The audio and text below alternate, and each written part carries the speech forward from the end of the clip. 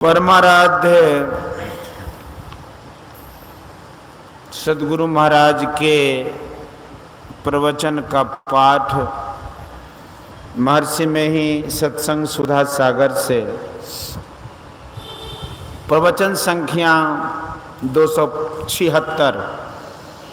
स्वर्ग में भी 5 प्रकार के विषय हैं।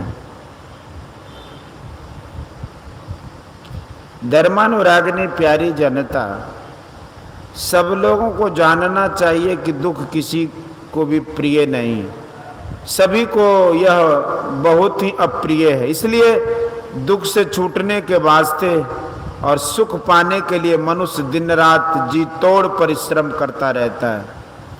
यह कोई अनुचित बात नहीं है, किंतु सुख को समझना चाहिए। जो विषय सुख है उसको सब कोई जानते हैं, भोगते हैं।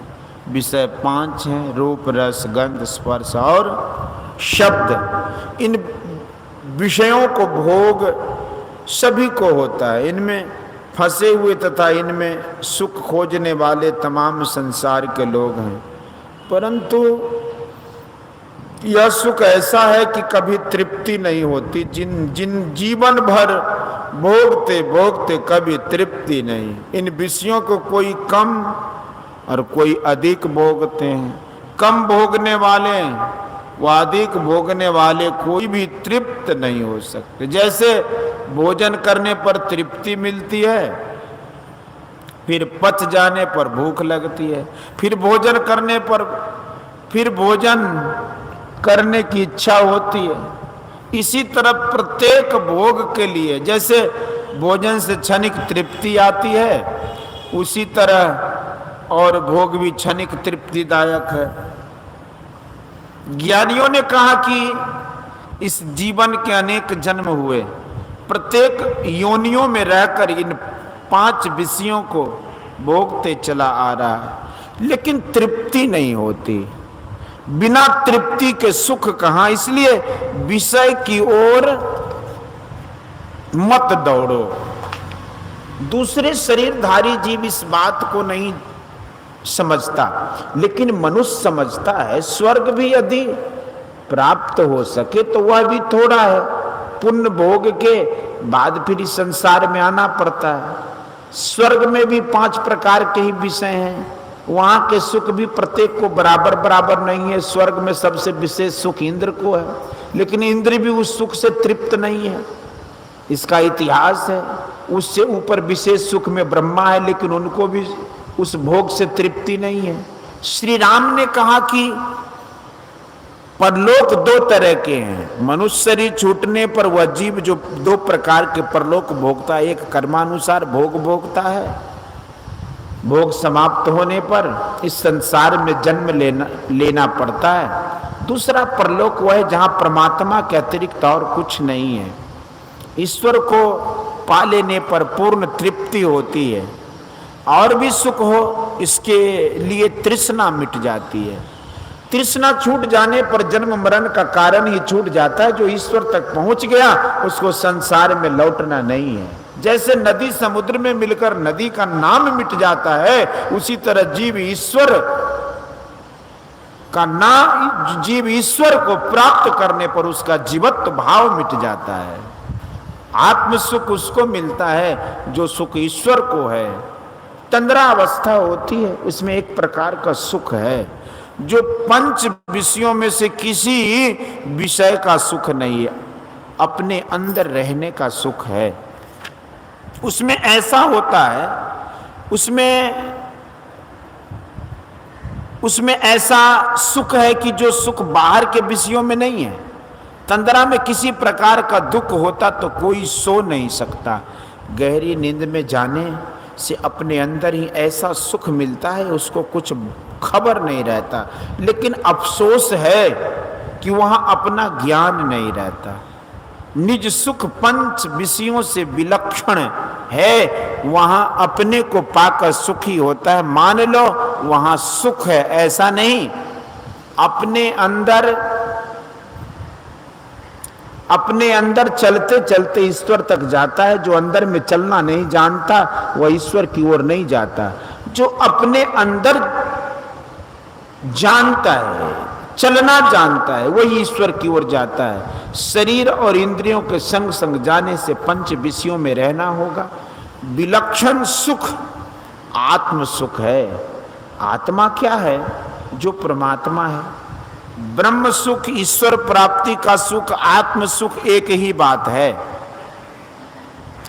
जो अंदर अंदर चलता है वह बाहर विषयों से छूटता जाता। जैसे आप सो जाते हैं तो बाहर इंद्रियों का संग छूट जाता है। बाहर की इंद्रियों के संग छूटने से जो सुख होता है वह इंद्रियों के संग दौड़ने से नहीं होता। संसार में कहीं जाओ, किसी तारे पर चढ़ जाओ, मंगल ग्रह में चले जाओ, लेकिन विषय नहीं छूट सकता। विषयों से छूटना कौन है? पहले मन के साथ चेतनात्मा, पीछे केवल चेतनात्मा। यह वेदांत ज्ञान है। वेदांत का अर्थ है ज्ञान का अंत। यही तृप्ति है और कहीं नहीं। आत्मा की ओर जाना चाहिए सुख के लिए। इंद्रियों के साथ से छूटकर अंदर चलने से सच्चा सुख होगा। जिस सुख से छूटा नहीं जाए वह आत्म सुख है। अंदर अंदर चलने से होगा। यही सुख ईश्वर की प्राप्ति से होता है। जैसे मिश्री देखी जाती है और चीखी जाती है, मिष्टान देखा भी जाता है और चखा भी जाता है, उसी तरह ईश्वर देखा जाता है और चखा जाता है। चखा जाता है का अर्थ है उसको पाने से तृप्ति होती है। संसार के सुख का लोभी तो क्या बनना, स्वर्ग के सुख का भी लोभी नहीं बनो। यह शरीर नाव है। जैसे नाव को ठीक ठीक ले जाने के लिए मल्लाह होता है, उसी तरह शरीर को ठीक से चलाने वाला, कुमार्ग से रोकने वाला सच्चा गुरु है। सच्चा गुरु वह है जो सत्य ज्ञान जानता है, उसमें बरतता है और दूसरे को भी कुमार्ग से बचाकर सतमार्ग पर लगाता है। ईश्वर तक पहुंचने पर ही वह सुख मिलेगा जो कभी छूटता नहीं। बाहर बाहर नहीं, अंदर अंदर चलने का रास्ता जानना चाहिए और उस पर चलना चाहिए। यह रास्ता ईश्वर का बनाया हुआ है, आदमी का बनाया हुआ नहीं है। इस पर चलने के लिए पहले मन सहित चेतनात्मा चलेगी, पीछे केवल चेतनात्मा। उस रास्ता पर मन को समेट कर चलाने की विधि की विद्या योग विद्या है। किसी चीज को समेटो तो वह चीज उसके विपरीत ओर को जाती है। मन पंच विषयों में लगा है, संसार में घूमता है। इसमें मन का संभाल करेगा तो स्थूल पंच विषय छूट जाएंगे, पीछे पंच सूक्ष्म विषय भी छूटेंगे। हमारे यहाँ इसलिए योग विद्या है। योग विद्या को किसी ने बनाया नहीं, खोज निकाला है। जैसे मिट्टी तेल को बनाया नहीं, मिट्टी खोद कर निकाल लिया। ईश्वर प्राप्ति का मार्ग किसी ने बनाया नहीं, उसको खोज कर निकाला। स्थूल जप ध्यान से मन का सिमटाव करो। यह सरल योग है, इसके आरंभ का नाश नहीं होता, इसमें उल्टा फल नहीं होता और महाभय से बचाता है। ये तीनों बातें गीता में है। महाभय क्या है? मनुष्य शरीर सबसे विशेष शरीर है, देवता को भी दुर्लभ है। तब फिर बैल बंदर पशु आदि का शरीर विशेष कैसे हो सकता है? मनुष्य शरीर से नीचे गिरना महाभय है। तुलसी कृत रामायण में कथा है कि एक भक्त पूजा कर रहा था। गुरु के आने पर उसने आदर नहीं किया, उठा नहीं, तो शिव जी ने शाप दिया कि तुम अजगर हो जाओगे।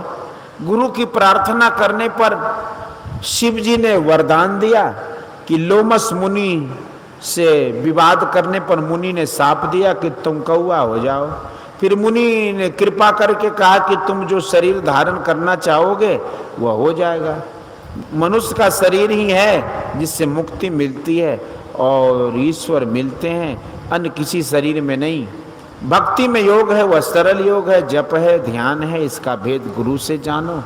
जो इसका आरंभ करता है उसको यह योग मनुष्य शरीर से गिरने नहीं देता। लेकिन जो बिना गुरु से जाने अपने ही करते हैं, वे ठीक नहीं, वो ठीक नहीं जानते, न कर सकते हैं। योग से डरना नहीं है, योग सरल भी है और कठिन भी है।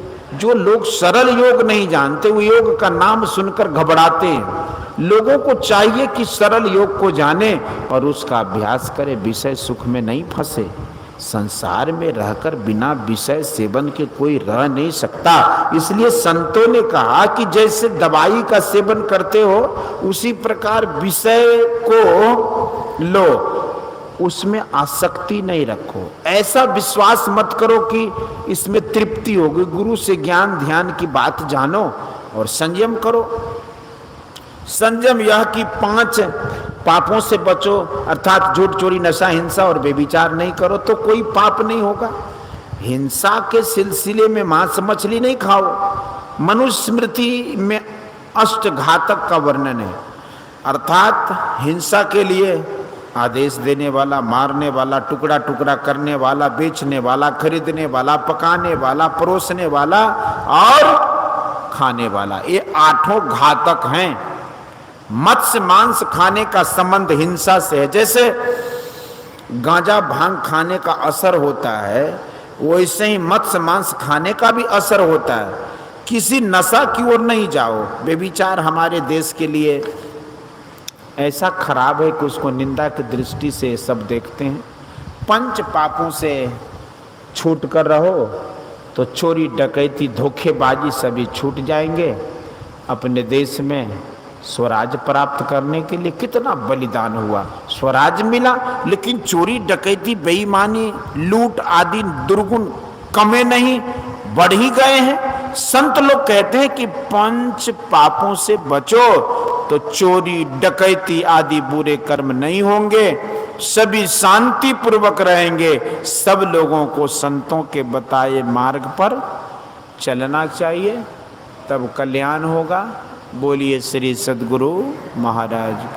यह प्रवचन पूर्णिया जिलांतर्गत ग्राम आजमपुर गोला में श्री विश्वनाथ चौधरी के निवास पर दिनांक 1/12/1967 ईस्वी के सत्संग में हुआ था।